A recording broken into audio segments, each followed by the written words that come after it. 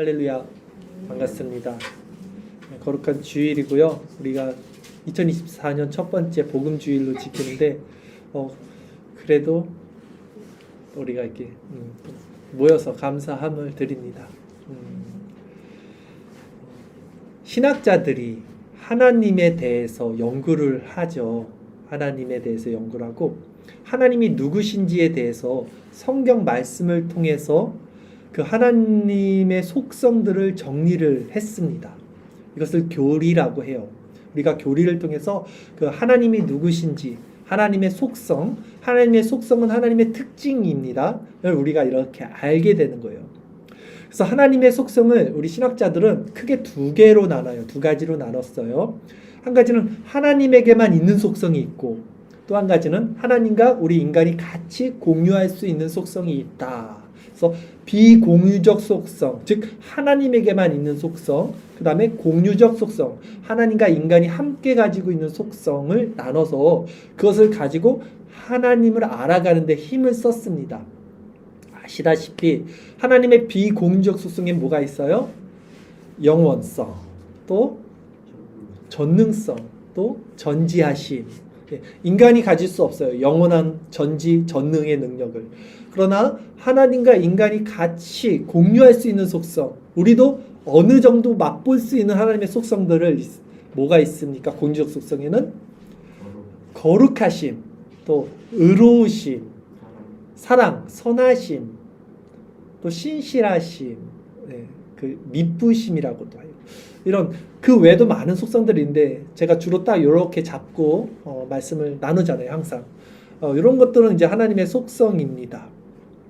그래서 우리가 이 하나님의 속성들을 통해서 하나님을 바르게 인식하고 알아갈 수 있는 거예요. 그리고 이 속성들은 성경을 통해서 우리가 추출해내는 것입니다. 아침에 말씀 묵상을 통해서 우리가 이 속성들을 받는 거예요. 그래서 하나님을 알아가는 거죠. 하나님을 알아가는 게 너무 중요한 겁니다. 하나님을 어떻게 알 수 있겠어요? 관념으로, 우리 느낌으로, 분위기로, 자기 정신으로, 정신통일로 이렇게 알 수 없는 거잖아요. 말씀을 통해서 아는데 그럼 말씀을 통해서 어떻게 알겠습니까? 이 말씀을 통해서 하나님의 속성을 우리가 받는 거예요. 그렇게 하나님을 알아가는 게 왜 중요할까요? 하나님을 알면 끝나는 거예요. 하나님을 알면 내가 누군지를 알게 되고 하나님의 속성을 받으면 내 마음이 하나님의 속성과 부합하기 때문에 모든 문제들은 해결됩니다. 내세나 현세의 모든 문제들이 해결되는 거죠. 그렇기 때문에 이 말씀을 통해서 하나님의 속성을 아는 것이 그렇게 중요하고 제가 계속해서 늘 말씀을 드리는 거겠죠. 그런데 사람들은요, 흔히 이런 말씀 묵상을 통해 하나님의 속성을 제대로 이해하지 못하고 있어요. 그렇기 때문에 흔히 하나님을 우리 사람들이 생각할 때는요, 하나님의 선하심만을 강조해서 생각하는 경향이 큽니다. 즉 하나님의 선하심, 사랑의 하나님을 생각해요. 하나님은 내가 잘못을 해도 다 이해하시고 용서하시고 언제까지나 참아주시고 기다리시는 하나님이시야. 이런 관점으로 하나님을 이해하는 경향이 큽니다. 많은 사람들은 그런 이미지로 하나님을 떠올려요. 그러나 오늘 제가 말씀드리는 것은 그런 하나님은 하나님에 대한 바른 지식이 아니라 반쪽짜리 지식이라는 것입니다. 왜냐하면 성경은 하나님의 속성 중에서 이 선하심 말고도 우리 아까 하나님의 공유적 속성 중에 거룩하심이 있었고요. 공의로우심, 의로우심이 있었어요. 그리고 오히려 선하심보다 공의로우심과 의로우심, 이 거룩하심이 먼저 선행되는 위에 있는 속성이라는 것이죠. 신학자들이 그렇게 이야기를 합니다.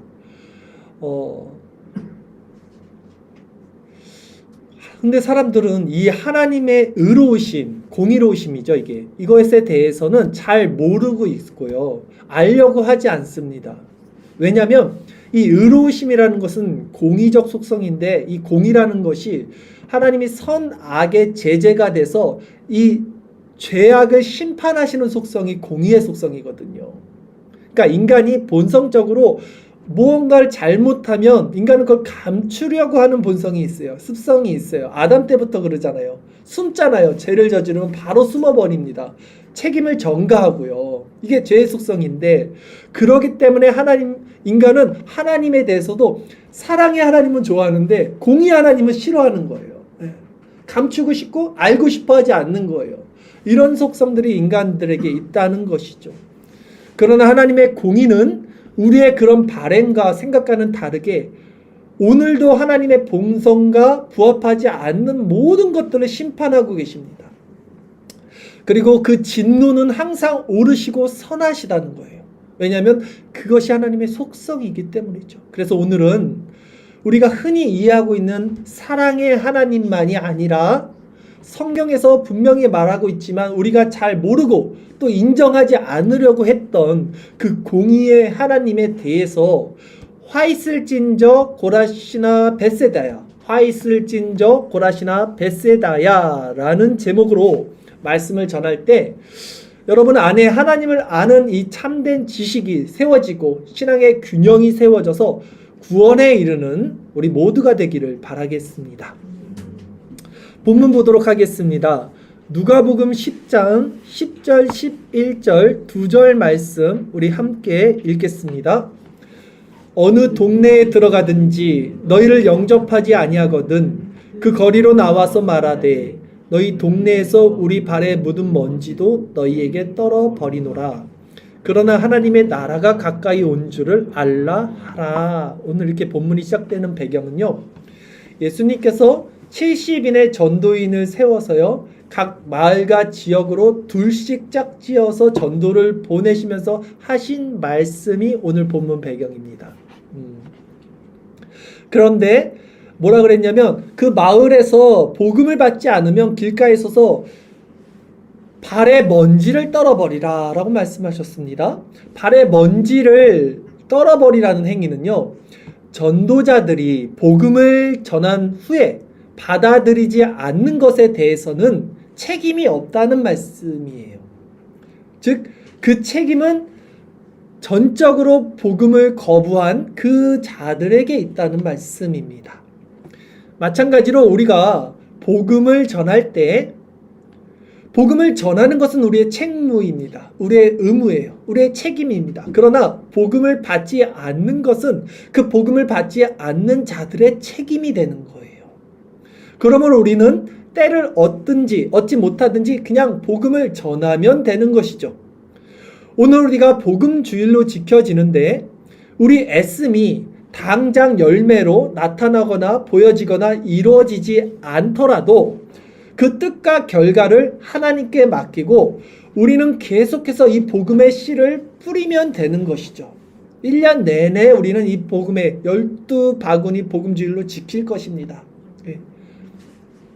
또한 그러기에 우리는 이 복음을 전할 때 당당하게 전할 수 있는 것이죠. 왜냐하면 복음이라는 말 자체가 복된 소식이잖아요. 굿뉴스.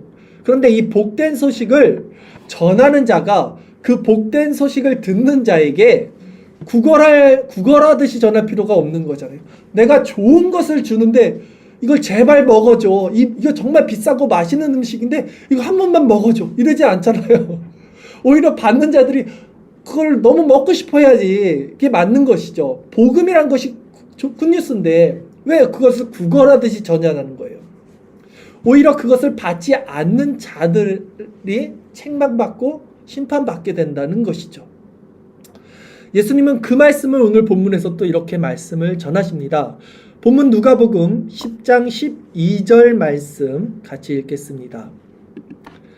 내가 너희에게 말하노니 그날에 소돔이 그 동네보다 견디기 쉬우리라. 아멘. 소돔이라는 동네, 그 마을 여러분 아시다시피 구약 창세기에 나오는 도시죠. 근데 소돔은요, 예수님이 복음을 전하는 동네가 아니고 또 복음이 전해진 동네, 그 성읍이 아니었어요. 왜 소돔이 악으로 말미암아 멸망받았는데 왜 멸망받았냐면 의인이 10명이 없어서 멸망받았잖아요. 아브라함. 그러니까 무슨 말씀이냐면 본문에 등장하는 이 동네에는 벳세다, 고라신, 또 가버나움 이 동네는요 복음이 전해졌었던 거예요. 예수님이 복음을 충분히 전했고 또 능력을 행했고 이들이 회개할 시간이 충분히 있었음에도 불구하고 그들이 복음을 받아들이지 않았습니다. 그리고 회개하지 않았어요. 그래서 최후 심판날에는 그들의 심판이 소돔 사람들의 심판보다 무겁다는 말씀을 하는 것이죠. 또 본문을 보겠습니다. 누가복음 10장 13절에서 15절까지 말씀 읽겠습니다. 화 있을진저 고라시나 화 있을진저 벳세다야 너에게 행한 모든 권능을 두로와 시돈에서 행하였더라면 그들이 벌써 베옷을 입고 제에 앉아 회개하였으리라. 심판 때에 두로와 시돈이 너희보다 견디기 쉬우리라. 가버나움아 내가 하늘에까지 높아지겠느냐 음부에까지 낮아지리라. 이 말씀은 무슨 말씀일까요? 이 본절에서 지금 굉장히 많은 지역명이 나오는데요. 고라신, 또 벳세다, 또 두로, 시돈, 가버나움 이 5가지 지역이 나오죠. 하나씩 살펴볼까요? 고라신은요 갈릴리 지역에 있는 성읍인데 예수님께서 이 고라신에서 사역을 했다는 내용은 성경에는 없어요. 그러나 유추해 볼 때 오늘 이 본문의 맥을 통해서 볼 때는 이곳에서 분명히 예수님께서 상당한 애정을 기울이시면서 복음을 전했지만 이들이 받아들이지 않고 회개하지 않았다는 것을 우리가 알 수 있죠. 그리고 두 번째 나오는 이 벳세다라는 동네는요 성경에 많이 등장합니다. 이 벳세다라는 뜻이 고기 잡는 집이에요. 예수님의 제자들이 여기 출신들이 많았어요. 베드로 또 그 형 안드레, 그 형이 아니죠 아우죠. 어쨌든 그 안드레, 그다음에 빌립, 이 사람들 다 벳세다 출신이란 말이죠. 그리고 여기서 무슨 일을 행했냐면 예수님께서 오병이어기적 아시죠? 이게 벳세다에서 일어난 일이에요. 벳세다 그 초원에서. 그러니까 굉장히 많은 기적을 행한 곳이 벳세다라는 것이죠. 그런데 예수님이 이 벳세다를 지금 정죄하신 이유는 그것은 하나님의 나라에 많은 기적들이 선포되고 병자들을 고치고 오병이어까지 행했음에도 불구하고 그 지역 사람들이 하나님 나라와 그리스도의 복음을 받아들이지 않았다는 것입니다. 이 고라신, 벳세다 그리고 가버나움도 나오죠. 이 가버나움이라는 동네는 예수님의 주 사역 무대인 거예요. 그러니까 이 지역의 공통점들은 뭐냐면 예수님의 공생의 기간 동안 예수님이 주로 사역하시던 지역이었던 거예요. 그리고 많은 기적과 능력을 행했던 지역임에도 불구하고 이 사람들이 회개하지 않았다는 공통점을 가지고 있다는 것이죠. 그리고 본절에서 또 나오는 이제 이방의 성읍들이 있습니다. 두루와 시돈, 여기는 이스라엘 나라가 아니에요. 갈릴리 북방에 있는 지역인데요. 항구 도시고 굉장히 발전된 도시였어요. 즉 쾌락과 번영, 그 이교도, 다른 종교들로 유명한 도시가 두루와 시돈이었고 구약에 보면 이 두루와 시돈이 이스라엘 백성들을 괴롭혔기 때문에 하나님께서 이들을 심판을 주시는 그런 심판의 대명사로서 유명한 성읍이요. 두루와 시돈. 근데 지금 본문에서 예수님 뭐라고 말합니까? 이 패역한 이방 도시인 두루와 시돈에서 만약에 고라신, 벳세다, 또 가버나움 에서 행하신 예수님의 능력을 행하셨다면 이들도 벌써 베옷을 입고 죄에 앉아서 회개했을 텐데 정작 너희들은 그렇지 않다라고 책망하시는 장면인 것이죠. 오늘 본문 마지막 장면까지 보도록 하겠습니다. 그리고 예수님께서 이 전파하시는 70인의 전도인들의 이 말씀의 능력이 하나님으로부터 주어진 권능이라는 사실에 대해서 다음과 같이 선포를 하십니다. 본문 누가복음 10장 16절 마지막 말씀 같이 읽겠습니다. 너희 말을 듣는 자는 곧 내 말을 듣는 것이요 너희를 저버리는 자는 곧 나를 저버리는 것이요 나를 저버리는 자는 나 보내신 이를 저버리는 것이라 하시니라. 아멘. 복음을 전하는 자들의 능력은 누구에게서 주어집니까? 하나님으로부터 주어지는 거예요. 그래서 그 복음을 듣지 않는 자는 예수님을 저버리는 것이 되고요. 예수님을 저버리는 자들은 하나님을 저버리는 자들이 된다는 거예요. 그만큼 복음 전하는 자들의 권능이 하나님의 능력으로부터 주어진 큰 권능이라는 사실을 가지고 다시 한번 말씀드리지만 우리는 계속해서 복음을 당당하게 전하는 자들이 되어야 한다. 라는 것을 기억해야 할 것입니다. 이렇게 우리가 오늘 본문을 쭉 살펴보았는데요. 그렇다면 오늘 본문에서 우리들에게 시사하는 바는 무엇일까요? 오늘 본문을 통해서 성경이 우리들에게 말씀하는 바는 바로 우리가 살고 있는 이곳이 두로와 시돈이 아니라 오히려 고라신과 벳세다, 가버나움이라는 사실입니다. 즉, 이 땅에는요, 하나님의 말씀이 너무나 넘쳐납니다. 교회들이 넘쳐나고요, 은혜 받은 증거들이 넘쳐나고, 그런데 정작 우리는 복음에 민감하게 반응하여 진심으로, 전심으로 회개하고 그리스도를 온전히 따르는 모습들은 찾아보기 힘든 그런 시대를 살고 있다는 말씀이죠. 하나님은 이런 시대에 살고 있는 우리들에게 뭐라고 합니까? 반드시 심판과 멸망이 있을 것을 오늘 말씀을 통해서 선포하고 있는 것입니다. 그리고 이것이 하나님의 공의의 속성이라는 것을 오늘 저는 말씀을 드릴 것입니다. 성경은 이런 하나님의 심판에 대해서, 그분의 공의의 속성에 대해서 다음과 같이 선포를 합니다. 이사야 59장 17절 18절 말씀, 우리 주일 설교 말씀 구절에 있습니다. 그쵸? 에스겔서도 있나요? 8장 18절 말씀. 예, 그러면 우리 이사야 59장 17절 18절 말씀 같이 읽겠습니다.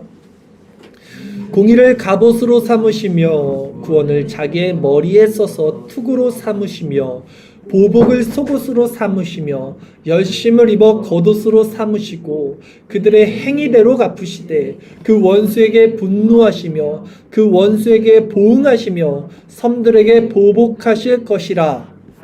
아멘. 자, 지금 보세요. 하나님께서 뭐라고 하십니까? 보복을 하고 원수에게 분노하고 보응을 한다고 말씀하셔요. 그러니까 이런 말씀을 우리가 보면서 누가 하나님을 사랑의 하나님으로만 말씀할 수 있겠습니까? 라는 거죠. 하나님은 그들의 행위대로 갚으신다 그랬고요. 원수에게 분노하시는 하나님이시고요. 보응하시고 보복하시는 분이라고 성경은 분명히 말씀을 하고 있습니다. 어떤 이들은 이런 성경의 표현들을 보면서 사랑의 하나님이 분노하고 보복하신다는 것을 이해할 수 없을 테지만 그것이 바로 그들이 하나님을 아는 지식이 없기 때문에 일어나는 결과라는 거예요, 여러분. 많은 사람들이 하나님을 오해하고 있는 거예요. 하나님의 공의는 지금도 그 죄에 대해서 진멸의 칼을 갈고 있습니다. 그러나 이런 하나님의 거룩과 공의의 속성을 우리는 애써 외면하고 있는 거예요. 그러나 우리가 하나님의 공의의 속성을 바로 알게 되면 그분의 분노와 보복은 절대 악한 것이 아니라는 것을 알고 오히려 선한 것이라는 것을 우리가 알 수 있게 됩니다. 왜냐하면 하나님의 진노는 항상 거룩을 향해 있다는 것을 알 수 있기 때문이죠. 인간이 하나님께 진노를 사고 있는 이유는요, 인간이 거룩하지 못해서입니다. 그리고 인간이 거룩하지 못하기 때문에 그 상태에 대해서 성경은 다음과 같이 책망을 하셔요. 주일 설교 말씀 구절을 보겠습니다. 에베소서 4장 19절 말씀 같이 읽겠습니다. 그들이 감각 없는 자가 되어 자신을 방탕에 방임하여 모든 더러운 것을 욕심으로 행하되. 이것이 모든 인간 보편에 있는 거룩하지 못한 인간의 속성이라는 거예요. 인간은 감각 없는 자가 되었어요. 즉 하나님을 알지 못하는 자가 되었다는 거예요. 그래서 자신을 방탕에 방임하고 모든 더러운 것을 욕심으로 행하면서도 자신이 하나님을 대적하고 있다는 자각이 없고 자신이 죄에 대해 하나님께 진노받고 있다는 자각이 없고 자신이 거룩하지 못하다는 자각이 없는 무지한 존재라는 것이죠. 또한 이런 자들은요, 어떻게 살아가냐면 자신의 육신의 욕심을 따라 살아갑니다. 그리고 육체와 마음이 원하는 것을 최대한 만족시키면서 살아갑니다. 왜냐하면 그것이 그들 인생에는 최고의 복락이기 때문이에요. 여러분 한번 스스로를 점검해 보세요. 육체와 마음이 원하는 것을 최대한 만족시키면서 살아가는 사람들의 모습을 보십시오. 왜 그렇게 살아가는지를 보십시오. 여러분들의 마음이 어디를 향해 살고 있는지를 점검해 보시라고요. 사람들의 사는 모습을 이렇게 봅니다. 저는 늘 봐요. 늘 무슨 얘기를 하고 사나 사람들은 무엇에 왜? 그 말이 그 사람 생각이거든요. 무엇에 관심이 정말 있는가? 점검을 하십시오. 결국 이런 사람들은요, 자신의 마음속이 얼마나 끔찍하고 혼란과 무질서로 가득 차 있는지를 알지 못하기 때문에 하나님의 이런 거룩하지 못한 자들 향해 공의와 심판으로 진노하시는 것이 옳다는 것을 인정하지 않는 거예요. 그리고 애써 외면하고 있는 것입니다. 또한 하나님이 진노하고 보복하신다는 이 표현이요, 신학적인 용어로 신인 동형론이라고 해요. 그냥 들어만 보세요. 잊어버려도 됩니다. 근데 왜 하나님은 이런 표현을 쓰시는가? 그러니까 하나님이 인간이 아닌데 왜 보복을 하고 왜 막 화가 나 있는 것처럼 보이고 왜 분노를 하시는가? 이런 표현을 왜 성경이 쓰는가 했을 때, 왜냐하면 그렇게 우리 이런 표현을 쓰지 않으면 성경에서 우리가 하나님을 우리 인간의 언어로 담아내서 표현할 수가 없어요. 하나님은 우리와 다른 상위 차원이기 때문에 하나님을 담아낼 수 있는 언어의 한계가 있습니다. 그렇기 때문에 하나님을 신인동형, 즉 하나님을 인간과 동일하게 보는 그런 표현의 방식으로서 이런 구절들이 써 있다는 것을 여러분들 아셔야 되는 거예요. 하나님이 진짜 막 인간처럼 그렇게 화내시는 게 아니라 우리가 알 수 있는 수준으로 표현을 하는 거예요, 성경이. 그렇다면 우리가 이 끔찍하고 혼란하고 무질서로 가득 차 있는 이 우리의 마음을 벗어나기 위해서 진정 추구해 나가야 할 우리의 거룩한 본성, 그리고 바르고 선한 하나님의 속성, 그리고 이 마음의 질서와 복락이 무엇인지를 또 한번 조명을 받아야 된다는 거죠. 그것이 무엇입니까? 우리 안에 하나님의 형상이 회복되는 거예요. 그것은 우리 본성이 그래서 하나님의 형상으로 변화돼 가는 거예요. 그래서 우리가 그 신적 속성의 은혜를 맛보고 체험하고 경험해서 그 원리를 따라 행동하고 살아가면서 그 충만함으로 살아가는 거죠. 바로 이것이 우리가 이 세상에서 존재하는 목적이 돼요. 우리가 현세나 내세에서 누릴 수 있는 최고의 복락이 이것이라고요. 성도가 이 세상에서 끊임없이 추구해야 나가는 하나님의 나라가 바로 이 속성이라는 것이죠.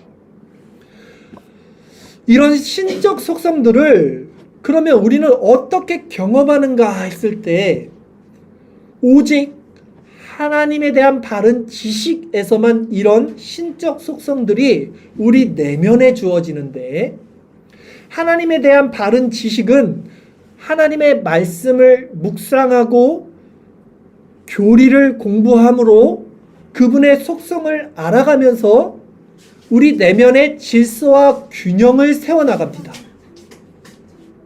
그래서 예배뿐만이 아니라 말씀 묵상, 또 교리 공부, 이런 성경 공부, 또 성도의 교제, 이런 등 이게 모두 은혜의 방편이죠. 이거 모든 것이 너무나 중요하다는 거예요. 썬데이 크리스찬, 주일 공예배 한번 드리고 끝, 이게 아니라 매일 새벽마다 드리는 말씀 묵상, 수요일, 금요일, 토요일 계속해서 하는 성도의 교제, 또 성경 공부를 통한 교리의 정립, 이런 것들이 모두 다 은혜의 방편이고 우리에게 중요하다는 것이죠. 제가 너무나 안타까운 게 뭐냐면, 교회 안에서 오랫동안 신앙생활을 하며 이렇게 살아가는 사람들을 이렇게 모습을 봅니다. 그분들과 이제 교제를 나눕니다. 그러면 정말 착하고 선하고 인간 편에서 또 교회 안에서 열심을 내는 사람들의 모습을 보면요. 그런데 한 가지 부재가 있어요. 하나님을 아는 지식이 없어요. 하나님의 속성에 대해서 제대로 알고 있는 사람들이 거의 없어요. 그냥 느낌, 분위기, 감정, 그냥 선하신 하나님, 좋으신 하나님, 사랑의 하나님. 근데 그런 근거가 어디 없어요. 성경에 자기가 자의적으로 찾고 있고. 그런데 그들은 오랜 세월을 신앙생활을 하지만 이런 은혜의 방편을 공급받지 않았기 때문에 인본적인 프로그램을 통해서 신앙생활을 하기 때문에 그 결과 하나님을 그냥 자의적으로 이해하고 생각하며 그 결과 결국 마음의 변화를 받지 못해요. 그리고 그 결과 결국 성화의 열매를 맺어갈 수가 없는 거예요. 성화의 열매. 그러면 왜 그들은 하나님을 아는 참된 지식에까지 하나님의 속성을 아는 이 지각을 사용하여 그 장성한 분량에 이르지 못하는가, 그 자라지 못하는가 했을 때, 그러니까 왜 성화의 열매를 또 맺어갈 수 없는가 했을 때 하나님에 대해서 가르치는 자가 없기 때문입니다. 즉 말씀 묵상과 그 원리와 바른 교리를 가르치는 자가 많지 않기 때문이라는 거예요. 그러게 그들 안에는 하나님의 속성 중에 선하심과 의로우심에 대한 기준과 균형이 잡혀 있지 않아서 결국 복음적 회개로 나가지 못하고 그렇기 때문에 멸망으로 치닫게 되는 거예요.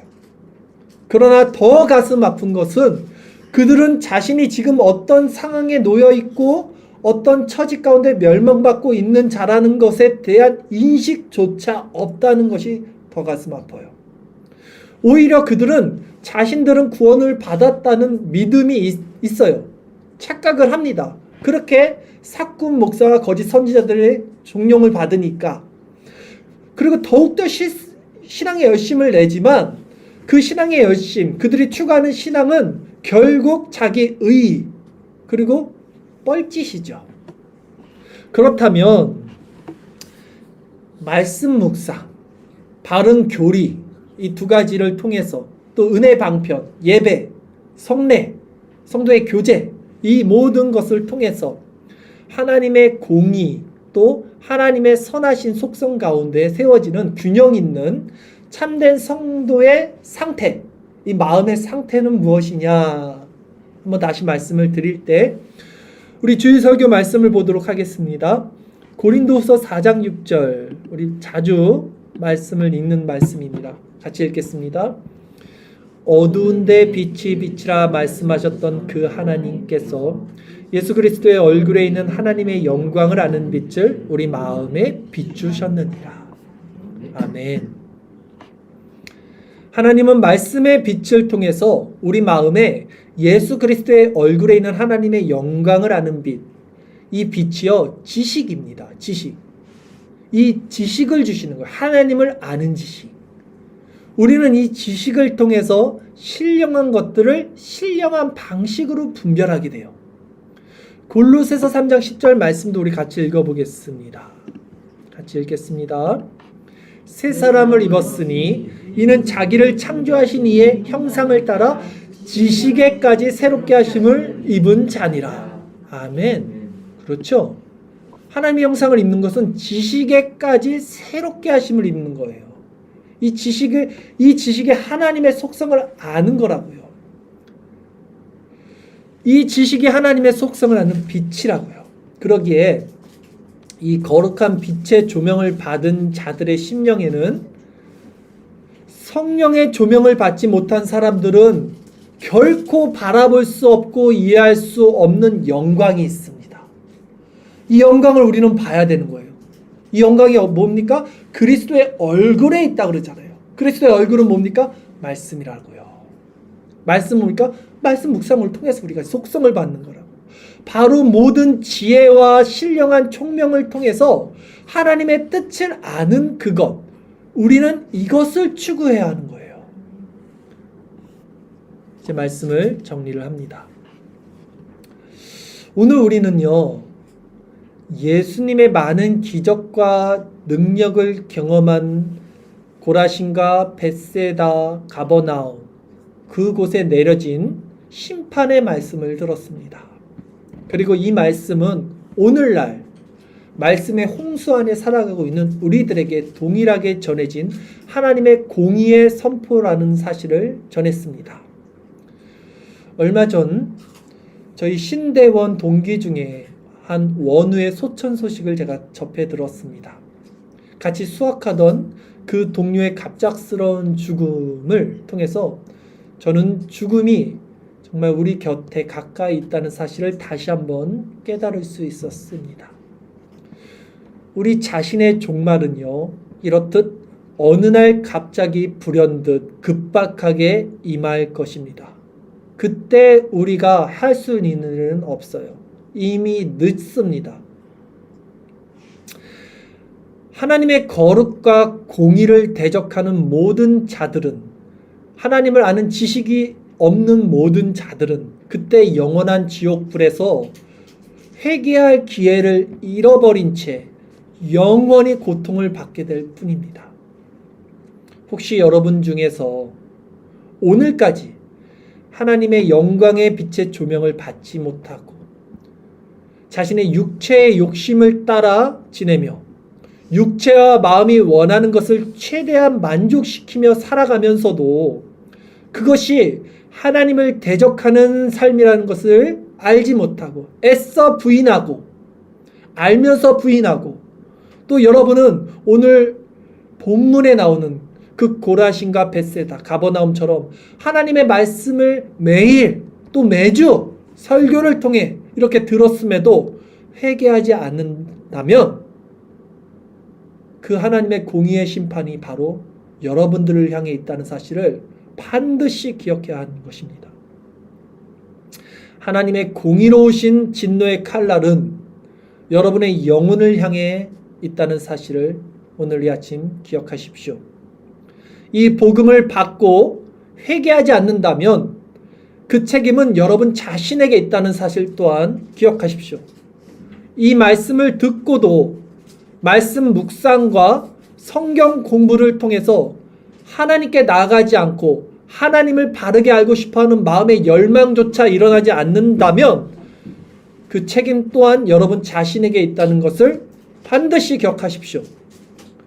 하나님의 공의의 속성을 모른 채 인간적 기준에서 사랑의 하나님만 근거 없이 믿고 있는 어리석은 자들이 되지 않도록 이 시간 스스로 자신을 점검하고